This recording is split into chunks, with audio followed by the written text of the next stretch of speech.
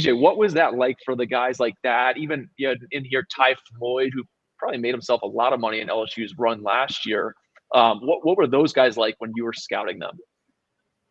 Yeah, it's exciting. Seif just talked about this. It's really exciting at the end of the year when players are doing that.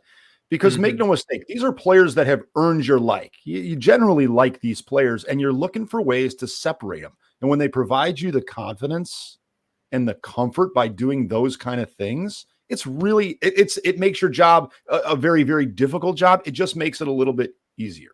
So that's what I look back even years ago. Lance Lynn had a really tough time overcoming his sports hernia, and he was an absolute warrior. He struggled. He has ups and downs all year long. He has a rough outing against Georgia the last week of the year. He goes to the SEC tournament, and here we are 30-plus war later.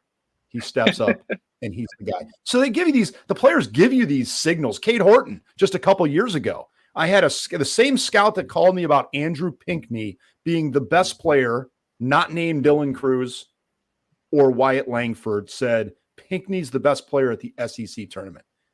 The Nationals take him in the 4th round. He does good. He really does. He's out doing really, really well already in AA, certainly outperforming some of his draft expectation. And then I think it was the same year was Cade Horton, where he was injured, takes it all the way to Omaha.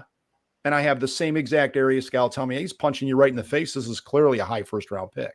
So these players constantly give you this comfort as they answer questions. And I think what Seif was talking about there, I can certainly empathize with. The players they have different categories. And I guess I would rephrase it like questions that you learn all year. And when they provide answers to the questions, it just makes you more comfortable. Well, DJ, let me ask you, because from the scouting director side of things, are you glued into every conference tournament? So like me, I'm the area guy. Oh, I want do well this week because I know that our brass is going to be watching this, right? The SEC, everybody's watching the SEC tournament, the Big 12, Pac. Please do well because there's a chance you can get my guy. Is that true where, hey, the fact that this hit at the right place at the right time really helped me get this guy drafted? Not, I'm very aware of this whole recency bias thing. So not necessarily, to answer your question, not necessarily. I spent a lot of time, and I think directors should spend a lot of time getting fresh looks on players. So you and I have talked a lot about this NPI and some of the players that you know from 2025 and some of the role that I'm going to fill when I come down there. Or maybe it's taken someone like Seif here who hasn't seen this group of players and send him over and just get a fresh look of eyes. That's that volume and diversity of looks becomes very, very important that I've talked about in the past. And I'm a huge believer in that. So just to take different, and you break down the roles, whether you're a cross checker or an area scout, it didn't matter.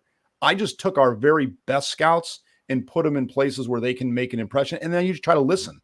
The further up the food chain you move in scouting, you just have to be a better listener because your eyes can't be everywhere all the time.